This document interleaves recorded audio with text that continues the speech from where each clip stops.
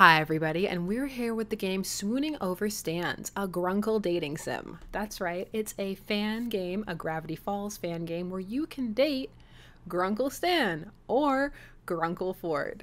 Just what the public always wanted. Actually, I'm really excited about this. Alex Hirsch, the creator of Gravity Falls, played it and he's into it. He had this to say about it. A very well-crafted, meticulously thought out, planned scenario that builds and builds and builds.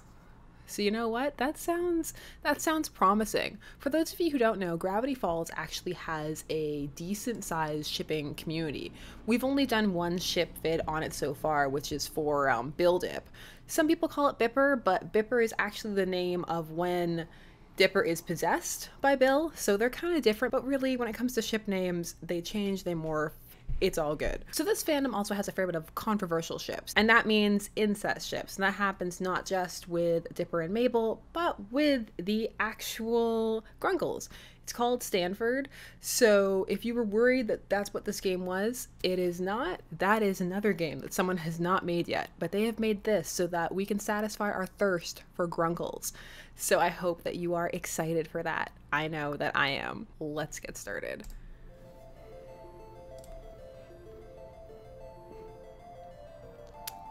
Yay! Music's nice. Ah, good old road trips full of promise and ripe with potential for adventure, soul-searching, and incredible scenery. I'm excited for all of those things.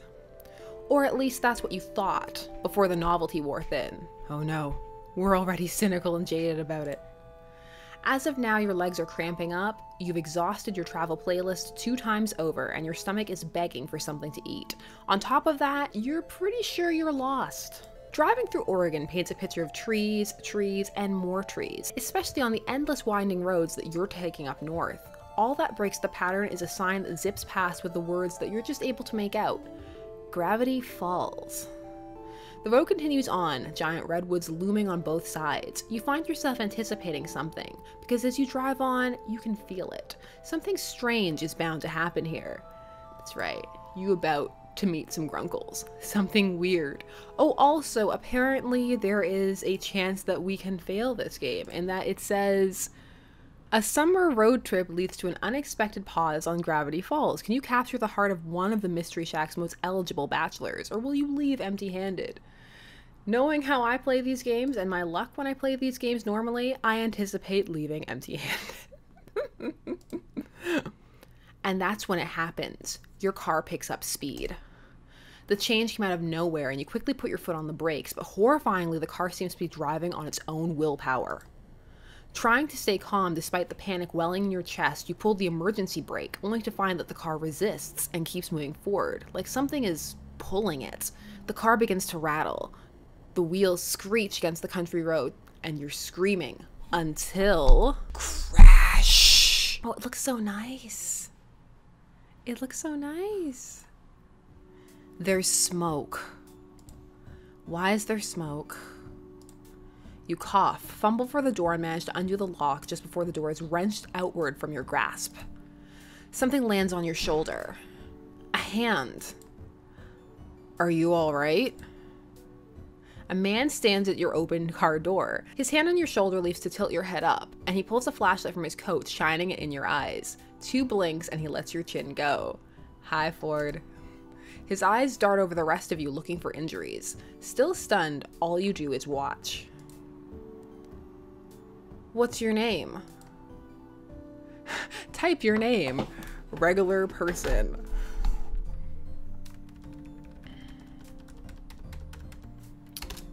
Thirsty shipper.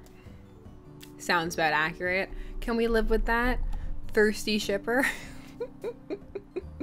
That's right. And your pronouns? Oh, it's nice that they let you pick. So you know what? Just she be a thirsty shipper. Thirsty shipper, I'm Stanford Pines. Ford for short. I would shake your hand, but you look shaken up enough as it is. You seem fine as far as I can tell, but you shouldn't head back out there anytime soon. Where on earth were you driving in such a hurry? You open your mouth to explain when a voice calls from inside the house. Poindexter, this better not be one of your experiments again. I've had this place rebuilt too many times to... The owner of the voice walks out of the house and stops slack-jawed at the sight of your car and the side of your, guessing his house. You must have hit your head earlier because you could swear you're seeing double. Sweet Moses, Ford, you've done it this time. What? This has nothing to do with me. I was testing my magnet gun and... It must have pulled this victim of circumstance into the house. I suppose it is entirely my fault. I'm incredibly sorry. Reassure him, reassure yourself, cry. Just break down in tears.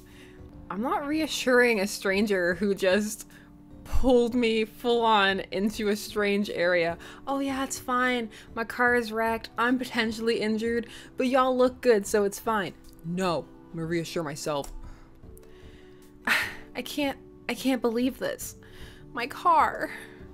What's going on? Who are these men? Why did this have to happen to you? To you? To me.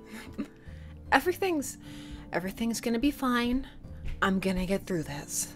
Hey look, it's fine alright. Sure there's a dent in the hood from the shack signage and a crack in the windshield that looks like an ominous triangle, but I'm sure she'll still run. You try to start up the car. It sputters, but ultimately nothing happens. You feel like crying. Should have cried. Should have picked the crying option. Just burst into tears. Oh. Well, let's call a tow truck for this unfortunate soul here and forget. I'll take care of it. You're right, it is cheaper to tow it yourself. Sixer, get that magnet gun out again. No, Stanley, I'm going to fix this. What? Ha! You fix this mess? Hey, is that a finger gun? Hey. I've figured out a few alien vehicles in my time. That's reassuring to someone who just got pulled into all of this and has no idea what's going on. Hey, aliens. Nah, you kidding me? It takes some sort of miracle worker to bring this baby back to life, and this miracle worker is on vacation. Stanley, a moment.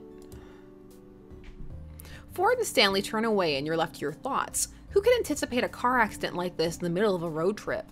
You can take care of the car, but how are you going to get home? They run buses out here, right? So you take a bus out of here, and then... Looking sheepish. Cute. Ford clears his throat, shifting a little awkwardly in place. Seems like they've finished their talk. So, there are a few options. My brother Stanley here could drive you out to town to find a place to stay for the night, or you could stay the night here. We have some maps and information you can look at in the gift shop, and in the morning we can help you with your car. What do you say?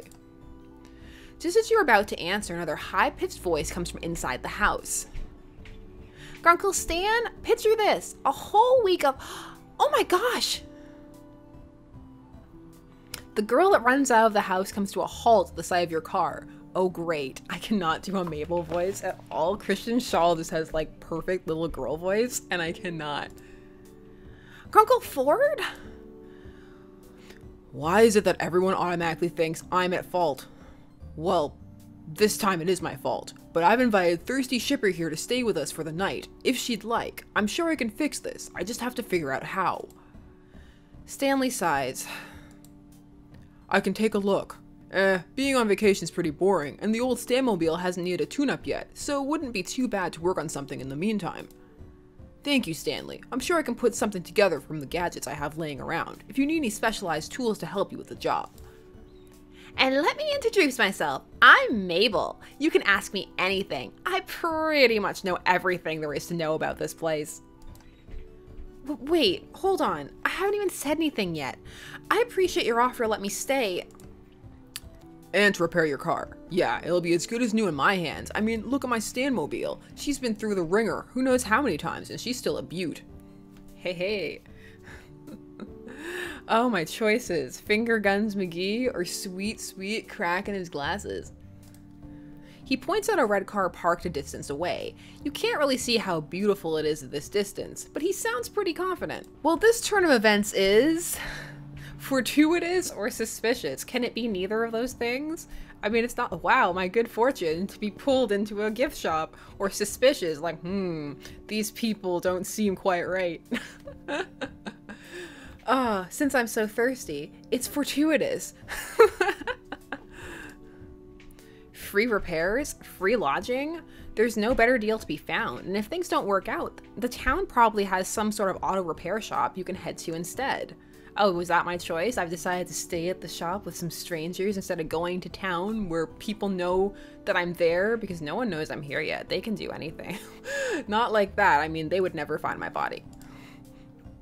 Well, I accept. Thanks for the help. And my apologies again. What an embarrassment. I must have made such an elementary mistake.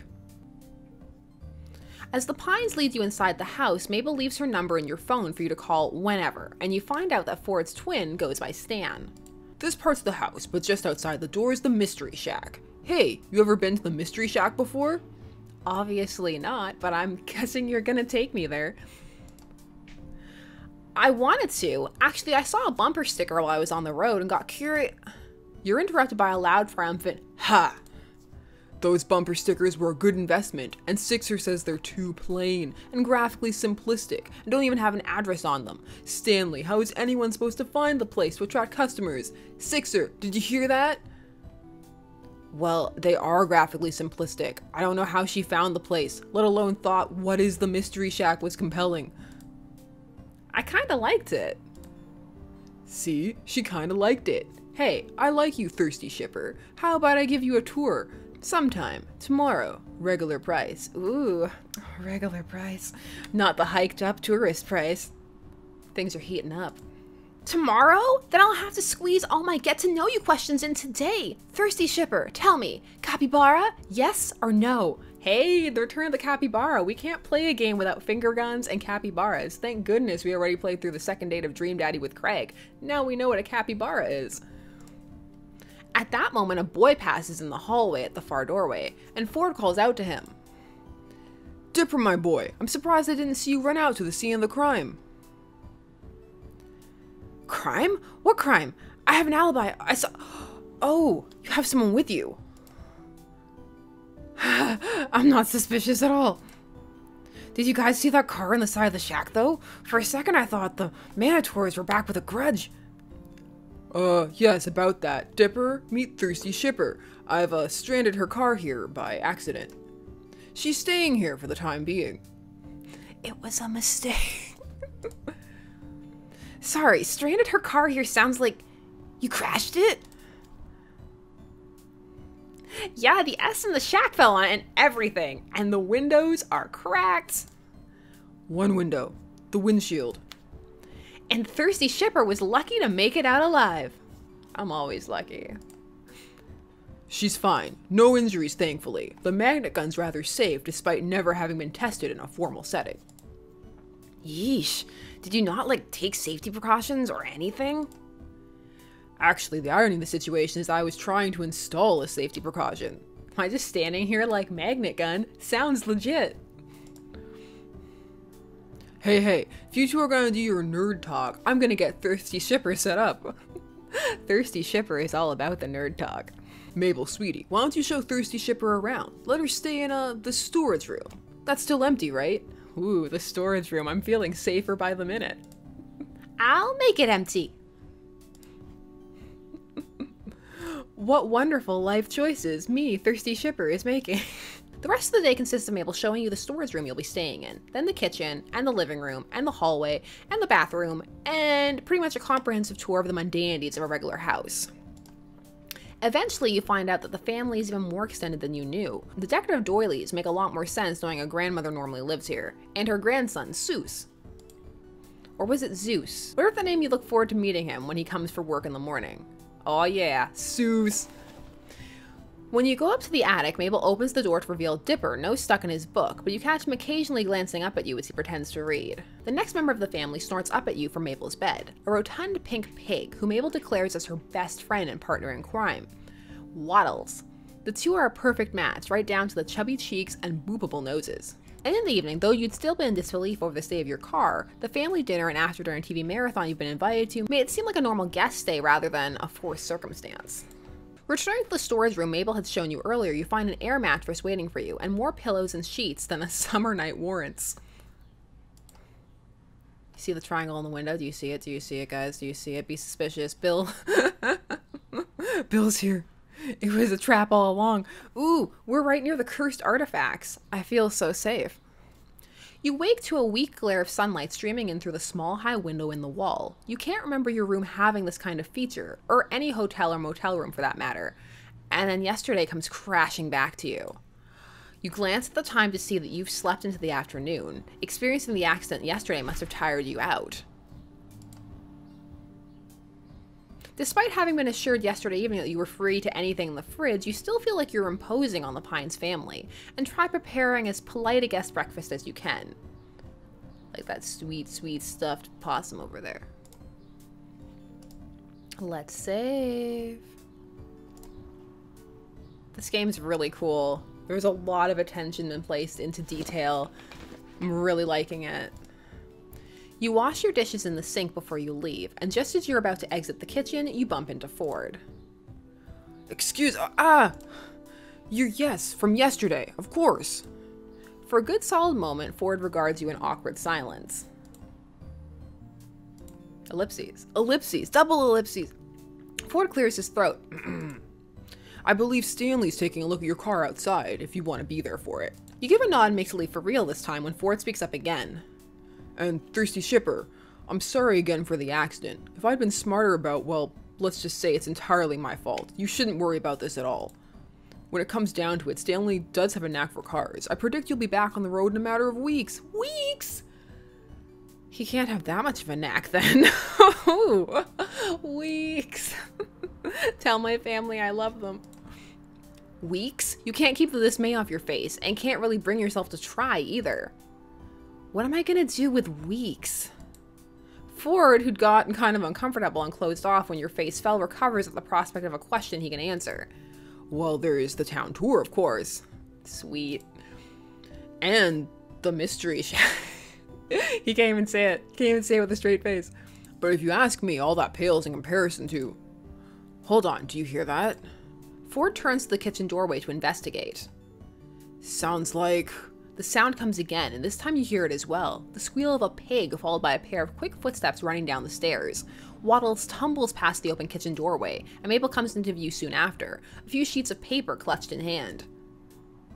Ford steps quickly out of the kitchen, and you follow to the doorway, getting there just in time to see the apparent tug-of-war between Mabel and her pig over a saliva-covered sheet of paper. The paper rips, and after nearly toppling backward from her efforts, Mabel recovers, snatching the scrap of ripped paper from Wallace's jaw and lifting both pieces up victoriously. Haha! Mabel wins again! Now I just gotta find Grunkle Ford! Ford, who'd run forward and held a hand out to steady this energetic child when she'd been in danger of toppling over, now finds a number of crumpled sheets of paper shoved into his hands. Mabel tugs urgently at his coat. Grunkle Ford! You've gotta help me! Ford kneels down to face Mabel with a serious, though concerned look. Slow down, Mabel. What's the matter? Dipper found a stack of papers from your old journals, and I walked in and Waddles ran up and started eating one, and he must have been chewing on it to warn me. Grunkle Ford, because look! Mabel takes the ripped halves of paper back from Ford's hands and joins them together, holding it up for Ford to see. I see. And you took it as a warning? Yes, it says here that it eats small dogs, and Waddles is a small pig, but he sort of looks like a dog from far away, and Waddles must have feared for his life. Waddles seems to second this notion with a snort, or not, as it seems the pig is lounging adorably a short distance away in the hallway. You can't imagine what this dangerous predator could be. Some kind of wolf? Something bigger? You're suddenly not so keen on staying anymore. Why was I keen in the first place? Like, thirst is too real. Remember the pterodactyl I told you about? Waddles was so scared that time. I can't let him leave my side. Pterodactyl? You suppose pigs are allowed in museums around here? How about I finish that repellent I never got around to completing? That'll keep Waddles safe from harm. Mabel flops down on the floor in relief. Grunkle Ford, you are an actual lifesaver. Waddles, you have nothing to fear. Ford chuckles, lifting himself up out of the kneel and standing back up. All right, I'll go get my recipe. Ford turns to leave, and you suddenly remember that with nothing better to do for weeks, you're gonna be here. It wouldn't hurt to get to know Ford. He seems to know what there is to do around town anyway, and you'll need that to not die of boredom in the first week. Well, more pressingly, you could go check on your car and see what Stan's made of it so far. You're not exactly eager to face seeing your car on the side of the house again, though. Is this where I get to decide which Grunkle I want to spend time with? Get to know Ford or check on your car. Ooh, now it's warring with what a person would actually do. Thirsty shipper. I mean, your car is out there and you really should see how it's going. Or you could get to know this man. Are we going to be in character and just be thirsty? Also, I feel like Ford needs some happiness after being trapped in another dimension for so long. I feel like that's only fair. We will save here. Yes, I want to overwrite. I want to get to know. I want to get to know you. Tell me a little about yourself. Long walks on the beach. Ford, wait. Need a hand with that recipe? I can handle it myself. Are you sure you couldn't use a hand? I've got good hands. Thirsty hands. Ford looks away then, and you follow his averted line of sight to Mabel, who's just mouthed something you couldn't catch. When she catches you looking her way, Mabel gives you a 100-watt smile, the picture of innocence. Ford rubs the back of his neck. Yes, I suppose I can accept some help. And with that, assured that Ford is on the task, you spot Mabel rolling away with Waddles into the living room. Before we get started, I suppose I should give you an introduction. Thirsty shipper, tell me, do you believe in the supernatural? I made the right choice. Yes, no, I want to. I want to believe. I'm not Scully. Let's go with yes. Yes, I'm already there. Yes. Well, you're about to come face to face with the unexplainable yourself. That's why it's a good thing I'm prepared. You see, Gravity Falls isn't some quiet, unassuming backwater town. Much more lurks below its surface. Ford pockets the crumpled journal papers and gestures for you to follow him as he walks. You do, and follow him through the living room and into the gift shop. For example, you must have heard Mabel mention a pterodactyl. Most would say none exist in the living world today, but I say, not if you know where to look. Ford reaches under the cashier counter and retrieves a packet of vintage-looking gum, inspecting it for a moment before slipping it into his pocket. He looks around in thought. Hold on to my explanation for the moment. I need to retrieve some more supplies. Ford ushers you out of the gift shop entrance so that you find yourself on the outside of the shack, then shuts the door behind you. Okay. Turn and try to peer through the window. Respect the man's privacy. He's clearly got business in that gift shop. He just told me that there's supernatural happenings, and he's like, but turn around and wait outside a minute. No. Thirst demands that I turn around and look through the window. The glass is dirty enough that the sunlight hitting it obscures your vision of the room within. You catch a gray and tan blurry figure that must be Ford at the far wall. He's gonna open the Gravity Falls cave. You lean in too close and have to step backwards before you leave a conspicuous handprint on the window pane. When you look back in, Ford is gone. You turn back around. You're just going to stand out here until Ford returns. Not too long after, the door opens behind you and Ford joins you outside, looking no different than before. He must have stored whatever supplies he went to retrieve in his coat, but the trench coat falls too naturally on his figure for him to be hiding much. Like that nice hidden compliment? Trench coat, fitting nicely. Slim fit trench coat. Where were we? Ah, yes. Ford pulls a pen and pad of paper from his coat, walking as he writes. Just as you're about to head out, he stops and smacks a hand to his face. Oh shoot, 1 second. Ford hurries back to the house, realizing he forgot one important component to this adventure, a butterfly net. Before you get a chance to ask, he strides out ahead of you, obviously in no mind to tell you what it's for quite yet. You gotta tell me what we're doing. I'm far too complacent in this game. The pair of you walk past the shack and down a well-worn path into the trees surrounding the house, sunlight peeking between the pines. He double-checks whatever he scribbled onto the paper and tucks it back into one of his coat's seemingly infinite pockets. He stops and turns to face you with a definitive nod. My recipe for repellent called for a sprig of lavender, 2 thin slices of ginseng, a drop of bat blood, a chunk of amber, and 3.5 milliliters of ink. He pauses, staring down at the path in thought. Obviously, I already have all those components on hand, all except for one last ingredient, a single moth's wing. From Mothman himself. Mothman! You can't help it, you gasp. Ford glances at you, and you think you see a hint of a smile before he turns back to the path and continues along, wind ruffling through his hair. You see, Mothman is the very creature on that page that Waddles seems to fear. Using a piece of itself should ward it away, or at least lead it to believe that Waddles isn't for eating. I would have already completed that repellent years ago if I had managed to collect that wing. Was it too difficult? Oh, I just never got around to it. Besides, Mothman used to come bat at this lamp I had lit out in the backyard, and it seemed like such an innocent hobby that I never had the heart to chase it off. But if this brings Mabel and her pig peace of mind, then the time has come to finish this. Sunlight filters in through the trees, causing dappled shadows across Ford's coat as he leads in front of you. Break the silence. How much further are we walking? How do you know so much about this stuff? And wait for him to speak. Nah, I'm curious. How do you know so much about this stuff? I study anomalies, anything unusual, strange, and just plain weird. I began my research in this town because it was and remains a hotbed of paranormal activity. I made this exact trip years ago, though at the time I had no idea where I was going. It was just dumb luck that I managed to tail Mothman back to its cave from my backyard. Navigating the forest by moonlight is poetic, but not advisable. I made plenty of other discoveries as well, from fairies to gnomes to amalgams of creatures who were never meant to cross. Wait! Ford reaches into his pocket and pulls out the slightly crumpled pages Mabel had pushed into his hand earlier, smoothing them out and shuffling through them. Take a look at these. They're more definitive proof than just my word. These random papers that a child handed to me. Believe me, stranger. You accept the pages from him and find that they're scanned pages from some sort of journal, just as you'd heard Mabel say. Fluid cursive tells of Mothman, beard cubs, scamp fires, and more. Ford gestures to them and explains. I detailed my discoveries in a series of research journals, the remaining pages at least. I wonder where Stanley was keeping these. You drew these?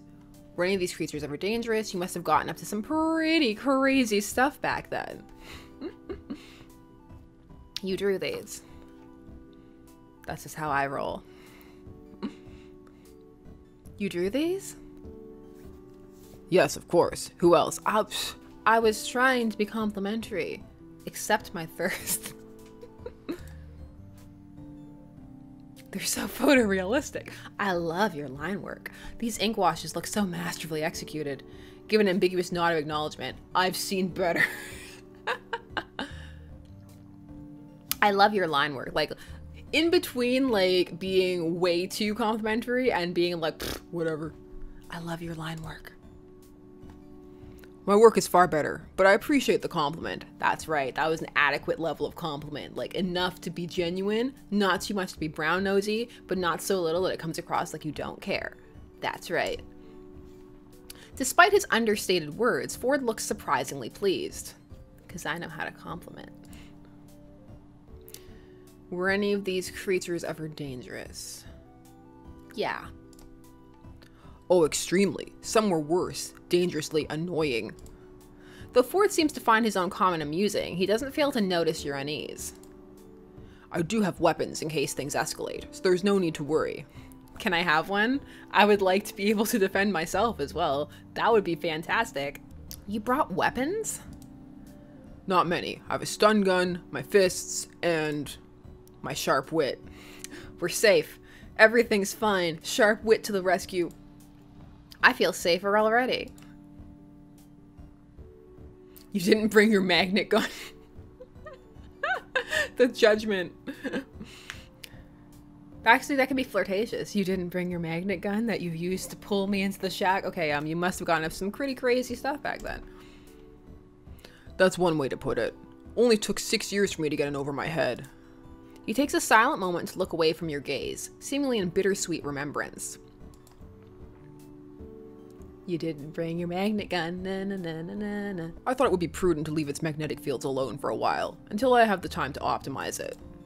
You see, I was trying to widen the area of magnetic influence, but it's been a while since I last worked with the gun. I needed to refamiliarize myself with its inner workings. My guess is I switched the wrong wire or two and instead narrowed the beam. I'd like to see how it works sometime. Really? You know, if you're interested in devices like that, my old research colleague Fiddleford would have more to show you. He's the engineering genius around here. Ask him about the creatures. I want to know all the things. I won't stop talking. Wow! You shuffle through the pages deciding which one to ask about. This is a lot of choices. I like it. It's really... This is clearly very lovingly made.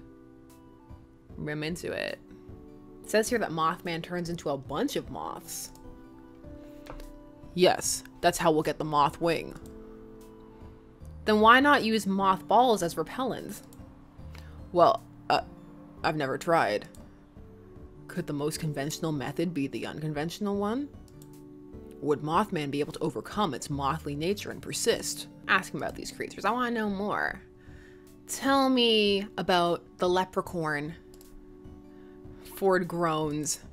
You wait for a further answer, but that's it. Gravity Falls is home to giant vampire bats. Seems like good information to know if I'm going to be hanging out for weeks. Weeks. Giant fruit bats, actually. They were among the first to teach me not to judge a creature by its reputation. Well, now I feel bad for prejudging. I was part of the problem. I only realized they were harmless once I'd been bitten by one. And disappointingly did not turn into a vampire. Oh no, that still sounds pretty bad. It actually healed quite fast. I attribute that to the health kick I was on soon after. Why is everybody in the games we play on a health kick? I feel bad. I feel judged. Like, I need to get on a health kick. Gremlobin. Gremloblin. Ah, a rare specimen that I've since steered clear of when accompanied by others. Though if you want to see one in person, I'm sure it wouldn't hurt to walk into that situation again, for the sake of education. What else can I ask? Will we see a pterodactyl? I doubt we'll spot it today, but perhaps we can go birdwatching later if you're interested. Ooh, pterodactyl date. Sunset, long walks, looking for a pterodactyl. Gnomes. You mentioned gnomes? Other places have rats, mice, or insects as house pests. We have gnomes. I love the gnomes in Gravity Falls. They're adorable. Picture your typical garden gnome, but more disturbing. More puking up more rainbows. Alright, I think we're good. Let's walk on in silence. Suddenly, Ford puts an arm out in caution, slowing his pace. You narrowly manage to not collide into him and take a quick glance around to see... nothing. Look there. You see what looks like a bundled up plaid shirt moving along the forest floor. Wait, is that a beaver's tail? It looks like... a platypus. Ah! What are you doing all the way out here? Don't you mean a platypus? Ford shakes his head with a grin. I meant what I said. It's a platypus. A platypus. Ford moves into a crouch but stays at a respectable distance, following the small creature. You watch him and after a moment, mimic his actions. Crouch. Ford's giving the creature a bright smile, the first of its kind that you've seen since leaving Mabel at the shack. You're a cute one, aren't you? And in one of my favorite patterns, too. It's the best kind of plaid. Ford motions for you to move forward a little more, to the distance he's maintaining. If I were to rate the oddities that live in this forest on a scale of least to most annoying, these little guys would get immunity. They have done nothing wrong, and I appreciate them for it. As the two of you watch in quiet appreciation, the platypus ambles into the underbrush and vanishes from view. What a cute little guy. We made the right choice. Better than looking at a car. I assume. I don't know. Maybe it was better. Maybe it was like action-packed at that car repair. The two of you continue deeper into the forest. The foliage seems denser now, and you look through the treetops for a glimpse of the sun, which has by now dropped low in the sky. It had already been getting late when you left, but you hadn't thought Mothman would be this far out. Almost as though he's read your mind, Ford answers for you. Mothman is really reclusive, and as such lives deeper within the woods than bolder creatures like the gnomes. Ellipses. Are you alright? Huh? That is, are you tired at all? I should have asked sooner. It's just been a long time since I've traveled with anyone new. Stanley tends to speak his mind without my asking.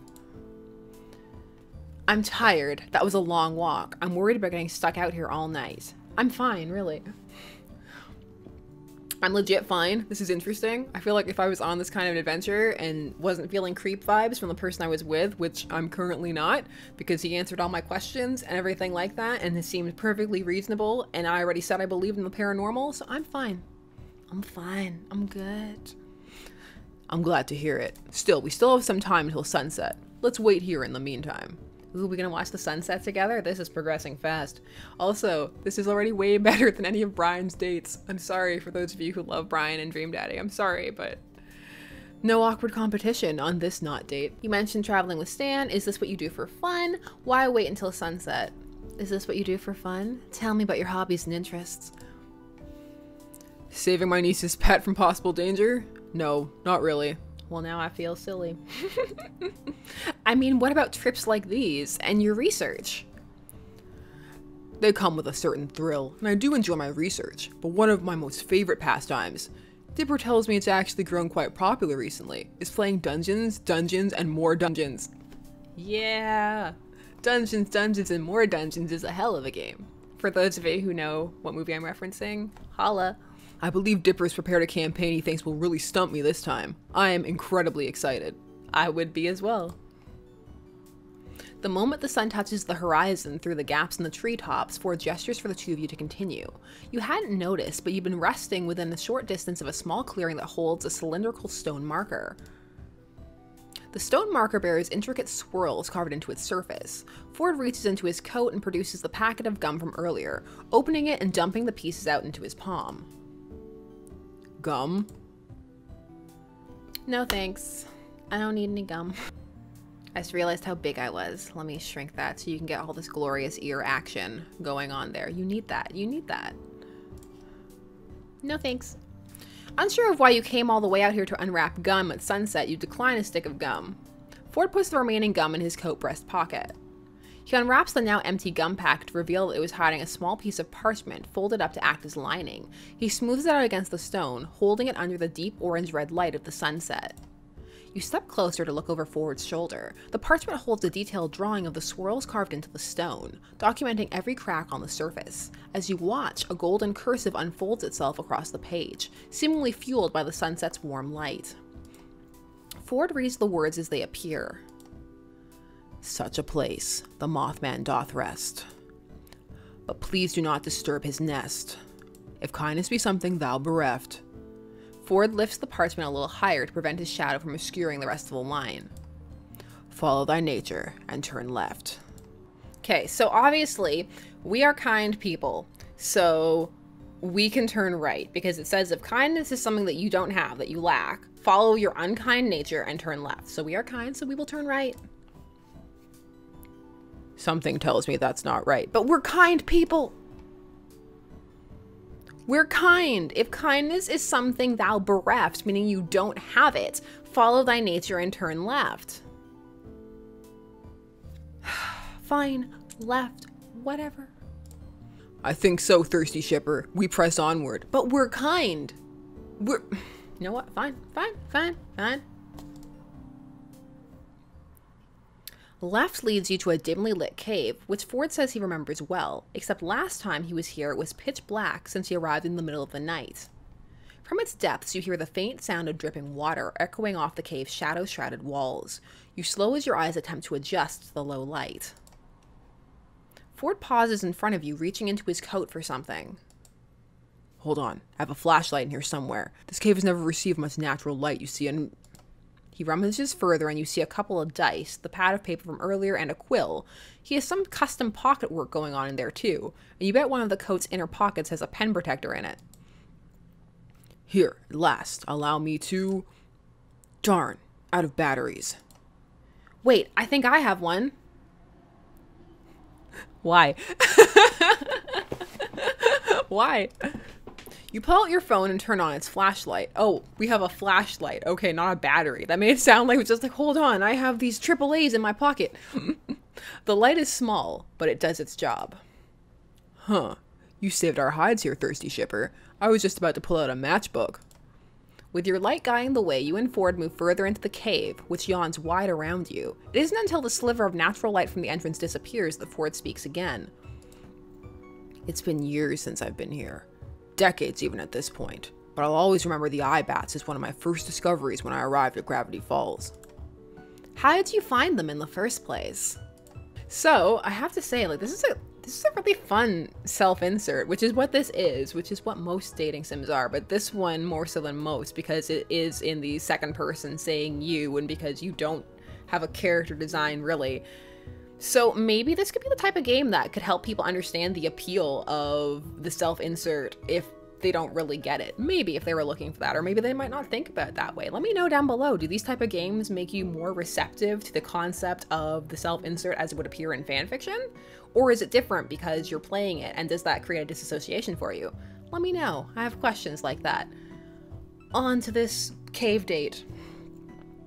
One got into my house, you see. I was making breakfast one morning and one managed to find my cereal box. When I poured the cereal into the bowl, it came fluttering out, agitated, like it belonged there. The nerve! He still sounds so indignant even years later that you laugh. I wanted to contain it for further study, but unfortunately it managed to get away. As I thought about it afterwards, its pupil had constricted against the light, unfamiliar of the bright light in the kitchen, so either it's nocturnal, or it lives in the deepest, darkest cave in Gravity Falls. I found them easily after that. Did you manage to catch one? Somewhat. I came running through the cave with a butterfly net and my wits. I brought a working flashlight that time. They all hid in dark corners. Once I turned the flashlight off, they flocked to me. I caught 18 of them that day. But it reminded me of the stealth uses of... The rapid sound of clicking claws against stone startles you, a shiver running up your spine. The dark. You turn off your light. Ford taps your shoulder and gestures for you to keep moving forward. Eventually, the narrow passage widens into a large room. The darkness shrouds the source of the dripping water from view, but as your eyes adjust, you squint to see a strange winged shadow, a shadow with eyes that glow red in near darkness like rubies. Your breath catches in your throat as your realization comes over you. Ford is apparently fairly close to you in the room.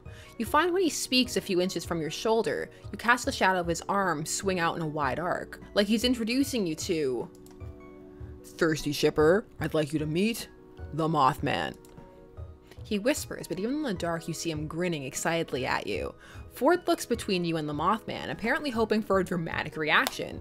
Your speechlessness seems to satisfy him. Don't worry, it hasn't noticed us yet. Here's the plan. You make contact with Mothman, and I... He pulls out a butterfly net and a large lidded jar. Now where that one came from within his coat of mysteries is lost to you. Look, his coat is a TARDIS. It's bigger on the inside. We'll capture one of the 100 moths that comprise it. It's composed of exactly 100 moths? Okay. Wait, I get to touch Mothman? The Mothman? You're heading in with a butterfly net? Seriously? Isn't this a little dangerous? I already came this far. If I was gonna back out, I would have backed out at the mouth of the cave. And we already know that's what the butterfly net is for. We're brave and adventurous. Which leaves us with, wait, I get to touch Mothman? The Mothman? Yes, and it turns to 100 black witch moths. It's like experiencing a swarm of locusts. Surprising when you're not expecting it. That sounds terrible. Remember, even just a light touch is enough. You steel yourself, awaiting for its signal. He waves his hand to coax you forward, and then it's up to you to decide how to, well, make contact. Run around back to its blind spot, run straight for it, approach with the stealth. Ooh. Some serious 8-bit gaming choice music. Run around back to its blind spot and give it a poke. I'm a novice. I'm gonna run around back to its blind spot. Uh-oh. As you sprint around the winged creature, you slip on a puddle of water on the floor and fall flat on your face. Your phone skids away across the floor, face down, sinking your surroundings back into darkness. Still, you manage to grab one of Mothman's legs before you fall and find yourself clutching nothing in the midst of a fluttering cloud of moths. Rather inelegant, but hey, whatever works in the heat of the moment, right? Ford dashes forward and manages to scoop one up in the net, dropping it into the jar and popping the lid back on top. Got one. You can get up now, thirsty shipper. That was amazing! Ford laughs, brushing dust and dirt off his trench coat. You could say that. Our completed repellent is within sight. Let's head back. Ford turns to leave the cave. He looks calm and content. You, on the other hand, are buzzing with energy under an adrenaline rush. Should you go for a high five? Yes. High five! Cave hunting supernatural buddy high five! Woo! You raise your hand in a universally understood offer of a high five. Ford pauses, then grins, high-fiving you, or rather 6. When you and Ford finally reach the cave entrance, you find the forest that you'd left in the dying light is now awash with a silvery glow. A gap between the leaves overhead provides a view of the night sky, along with a long string of stars. A few more steps and the Milky Way comes into view, looking as if a tear across the fabric of the sky. Ford notices you looking. See something? The pterodactyl doesn't usually come out this late. Being a prehistoric creature, its behavior is rather unpredictable. I've never seen the Milky Way in person before. I haven't seen the Milky Way in a while. I've never seen it. I'm a city gal. Light pollution. It looks amazing. Isn't it? That's just my voice. Isn't it? It's remarkable what you can see without light pollution from the city. He gets it. Yeah, he gets it. Here on the outskirts of town, you can see a good portion of the Milky Way every night. You both stare up at the sky in a comfortable silence for a few more moments. The quiet of the forest settles in, along with a distant sound of flowing water, and you find yourself surprisingly glad that Ford had accidentally pulled you here, if this is one of the moments you get to experience. Out of the corner of your eye, you swear you see Ford looking at you instead of up, but when you tilt your head back down, his attention is elsewhere. Eventually, the two of you come to a wordless mutual agreement to continue on, and you're walking again. You'll have to show me the other creatures that live here sometime. You're glad you said so when you look over and find that Ford looks pleasantly surprised to hear it. His chest puffs out with pride. Of course. Maybe we'll even get to spot the hide behind, or tag along with Dipper when he next visits the multi-bear. The what? Ford taps his temple, grinning. You'll have to wait until I show you to find out. I'm holding you to that. We have some time left before we get back, if you're up for another walk. You must make a face because Ford looks back to you and laughs. We're not far, I promise. I just thought I might answer a few of your questions, if you have any. Actually, I do have some questions. I'm full of questions. I am full of questions, but I think that I will save for now and ask you how you are liking this. Are you into it?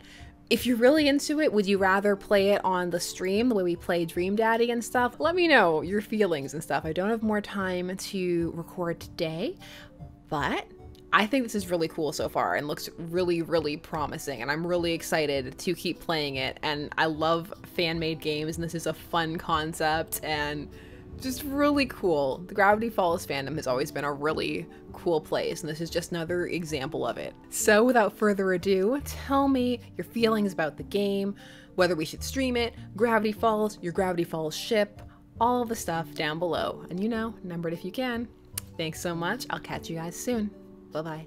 This has been Shipper's Guide to the Galaxy. Don't forget to like, share, comment, and subscribe. Special thanks to all of my patrons' names on the side. There are, as always, new videos coming soon, so stay tuned, for there are as many ships out there as there are stars in the sky.